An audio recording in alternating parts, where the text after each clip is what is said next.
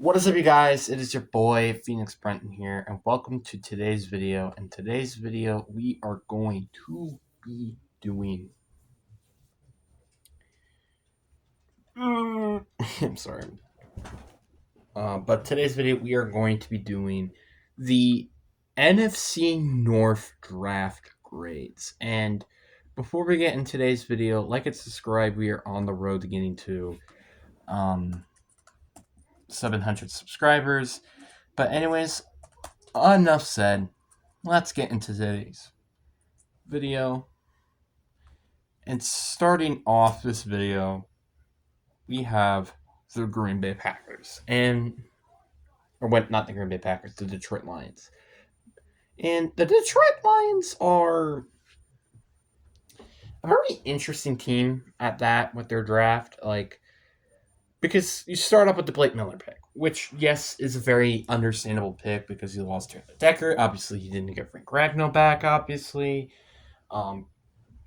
So they needed some offensive line help. And honestly, really, their only legitimately good offensive lineman they kind of had on that team right now is Penei Sewell. So it made sense. But then it's just, I didn't really like their draft almost outside of that. Like, for example, Derek Moore was a major reach in round 2. Like, the fact you traded up and you went and got him, I just felt like you could have honestly stayed where you were and you still gotten him. Jimmy Roller, linebacker, out of Michigan once again. But then Kenneth Ackney, the second out of Arizona State, was a very good move in round 5.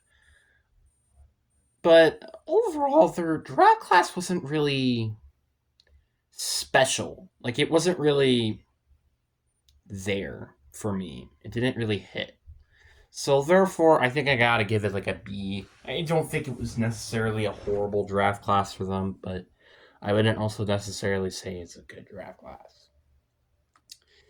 And then the next team on the list, we got the Minnesota Vikings. And they kind of just feel like a similar team to the Lions in terms of their draft. Like, for example, Caleb Banks, it does fill a position in need. Similarly with the Lions, with the pick that I thought was a reach, Derek Moore. But like I said, it's a reach. Now, the only difference between this is, well, one, it's a round 1 pick, not a round 2 pick. And 2, he only really fell in draft classes because of an injury. So you could say that this is probably a better pick. Well, that's just me. Jake Golday, great pick. I think in round 2, they did need some linebacking help. Good value pick. Dominique Orange was a good value pick. Caleb Turnman was a great pick as well in round 3. But there is a little bit of a concern with me, and it's the fact they went and addressed running back to round 6 when Mike Washington was still available with the 82nd overall pick. That's just what I'm kind of confused with, is why did they not address running back? And also, why it took you till round 5 to address corner? Like, I felt like they could have also addressed that way sooner in the draft, too. With, like, for example, the 98th pick where they could have gotten Malik Muhammad, which was still available. But that was just me. Or even Will Lee, even. But overall, I don't think this is still a bad draft. I think I give it a B. Like, Caleb Turner is a solid tackle, who I think was a nice find in round 3. Dominique Orange is a solid player. But again, double down in interior is a little confusing too. But I think it's a B. Like, nothing special, but I wouldn't say there was a lot of stupidityness in this draft, even though there was a few. Next on the list, we have the Green Bay Packers, and I think this is probably the team that might have had the best draft, I think, in terms of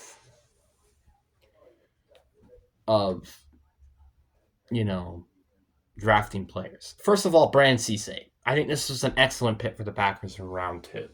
Especially for a guy who honestly probably could have been in the back half of round 1 or early round 2. Then you got Chris McLennan, which I think was a very nice pick for them in round 3. Also getting Danny Dennis Sutton was a major steal. Drafting a kicker was pretty good too. Double downing on corner was very necessary. And also getting an interior offensive lineman in Jalen Burton. like all these picks made sense, which is why I think I'm going to give this draft A minus.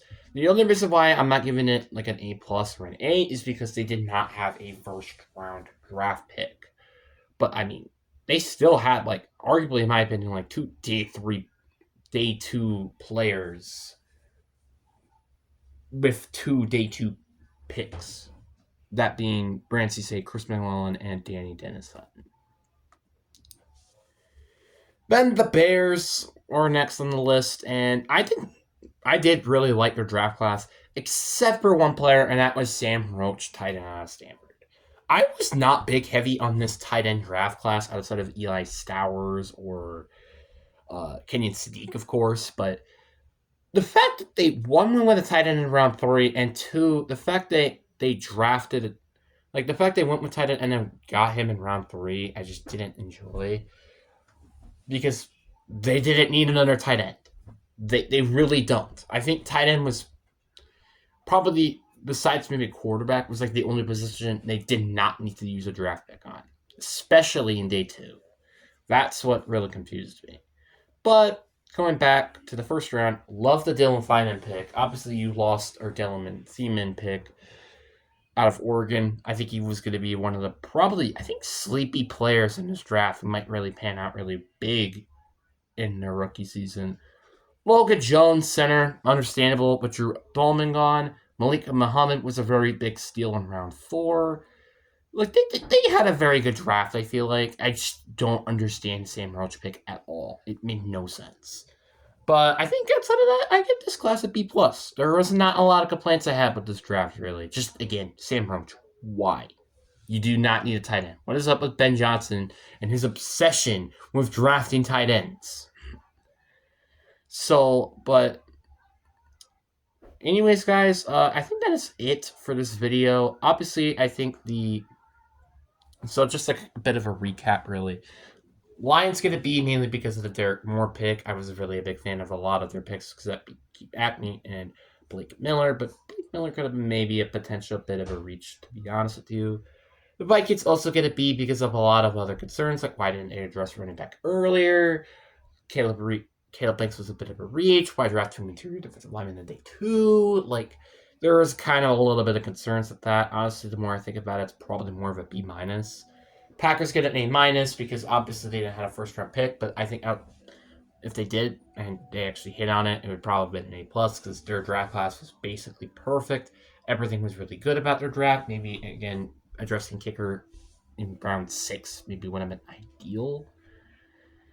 And then the Bears get a B+ because I think I like the Dylan Feynman pick. I also like their Logan Jones center pick. I also like the Malik Muhammad in round 4, but I wasn't a big fan of Sam Roach, tight end out of Stanford. But anyways, guys, I really do hope you guys enjoyed this video. I know this was a little bit of a short one, but anyways, I do hope you guys enjoy your day. Peace.